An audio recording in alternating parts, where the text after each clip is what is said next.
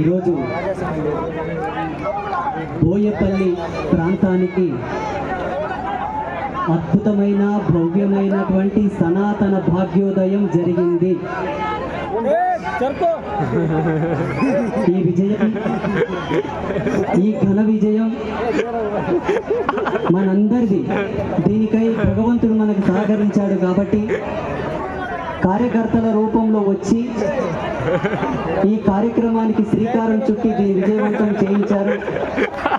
ముఖ్యంగా ఈ విగ్రహ ప్రతిష్టాపనలో భాగంగా ఉండి శ్రమించి కష్టపడి ఛత్రపతి శివాజీ మహారాజ్ యొక్క విగ్రహ స్థాపనకై కృషి చేసినటువంటి యువతకు, పెద్దలకు అందరికీ ప్రత్యేకంగా మనస్ఫూర్తిగా ధన్యవాదాలు తెలియపరుస్తూ, అలాగే వేదికను అలంకరించినటువంటి పెద్దలకి అందరికీ మనస్ఫూర్తిగా ధన్యవాదాలు తెలియపరుస్తూ, మనం పిలవగానే మన కోసం సమయం ఇచ్చి మనందరినీ చైతన్యపరిచి మనందరి మనోభావాలని సనాతన వైపు జాగృతం చేయడానికి వచ్చినటువంటి మరో అభినవ ఛత్రపతిగా కొలుసుకుంటున్నటువంటి టైగర్ రాజాసింగ్ వారికి ప్రత్యేకంగా ధన్యవాదాలు తెలియపరుస్తూ, చాలా సందర్భాల్లో, చాలా సమయాలలో, చాలా ప్రాంతాల్లో నేను చాలా మాట్లాడాను కూడా. ఇంకా భవిష్యత్తులో నా ఊపిరున్నంత వరకు నేను చేసేదే ధర్మ పోరాటం, నేను బ్రతికేదే ధర్మం కోసం. అయితే బోయపల్లి ప్రాంతానికి వచ్చి విగ్రహ ఆవిష్కరణ తర్వాత నేను ఎక్కువ ఏం మాట్లాడకూడదు అనుకున్నాను. ఎందుకోసం అంటే మీకు కావలసినటువంటి పరిపూర్ణమైనటువంటి వ్యక్తిత్వ వికాసం వచ్చింది. అందుకే మనం ఎప్పుడన్నా మాట్లాడుకోవచ్చు, ఇంకొక కార్యక్రమంలో కలుస్తాం, ఇంకో కార్యక్రమంలో కలుస్తాం. వారు మనకు సమయం ఇవ్వడం అరుదు. కాబట్టి ఈనాటి ఈ వేదిక మొత్తం వారికి ఇవ్వాలని నేను సంకల్పం తీసుకొని వచ్చాను. అవునా కాదా? చాలా సంతోషం. ఒకే ఒక్క విషయం చెప్పి నేను ముగిస్తాను. ఏమిటంటే, ప్రస్తుతం మనం ఉన్నటువంటి పట్టణం పేరు పాలమూరు. అవునా? మనమందరం సనాతనంని పునః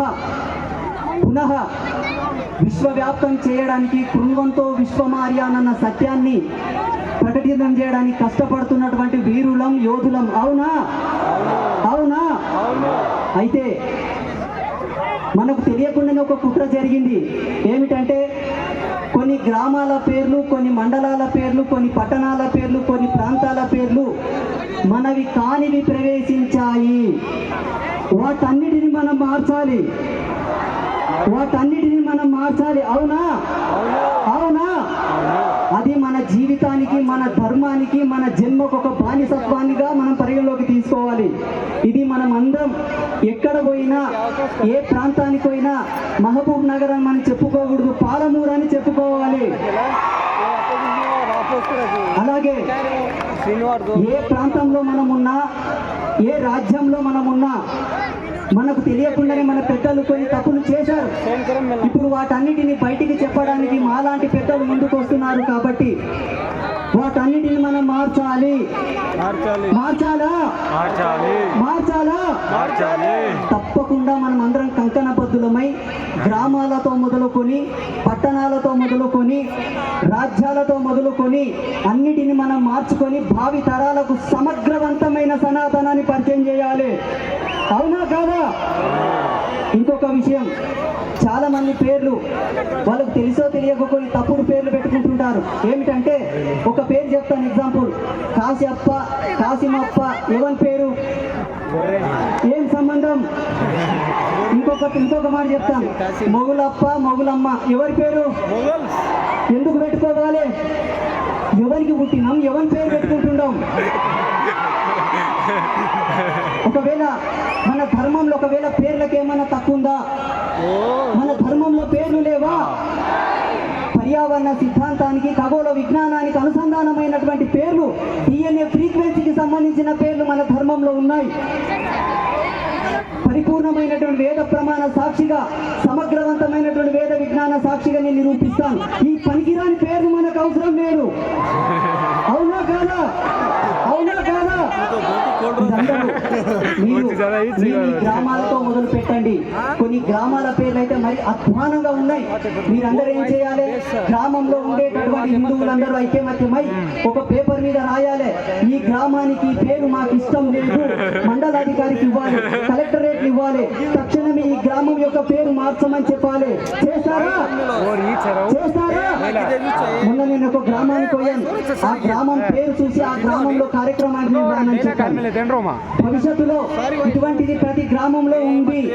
భవిష్యత్తులో మాలాంటి వాళ్ళు రావాలంటే ఆలోచించాల్సిన అవసరం ఉండకూడదు.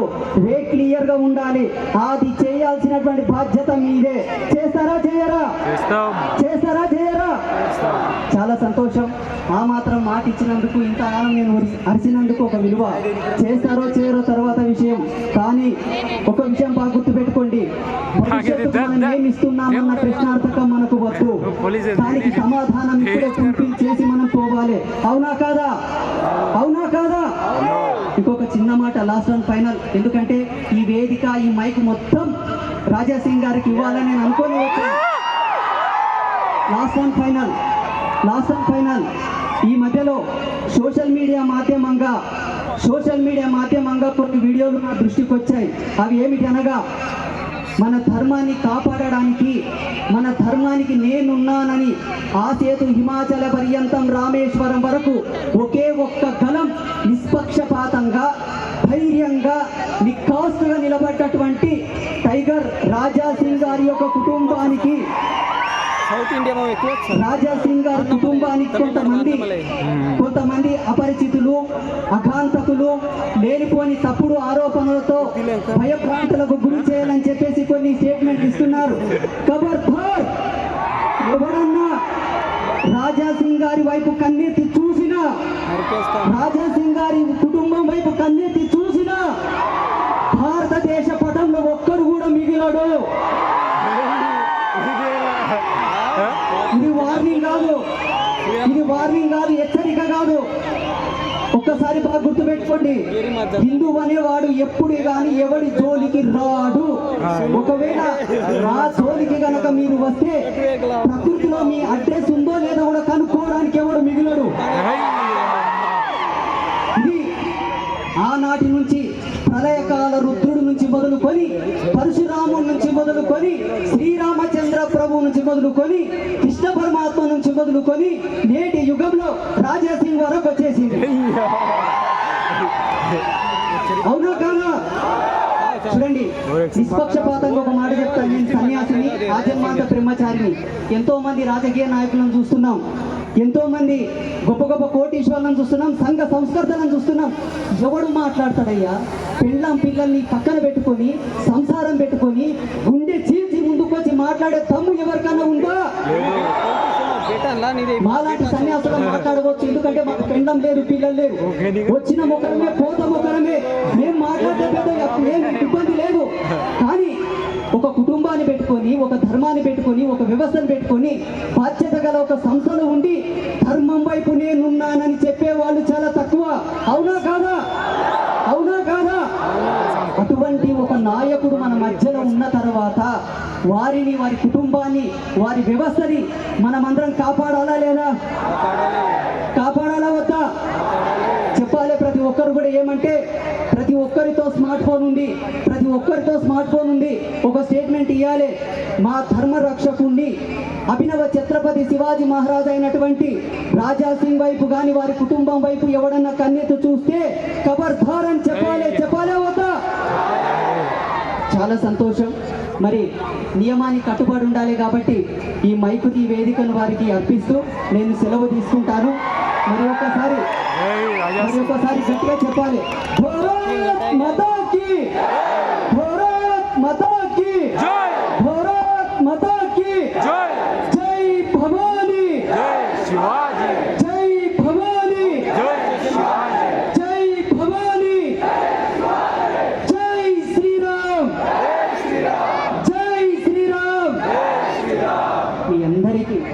ఒక సన్యాసిగా, ఒక సంతుగా పరిపూర్ణమైనటువంటి అనేక ఆయురారోగ్య ఐశ్వర్య భోగ భాగ్యములను ప్రసాదిస్తూ మీరందరూ చల్లగా వర్ధిల్లాలని కోరుకుంటూ శుభమస్తు తదాస్తు.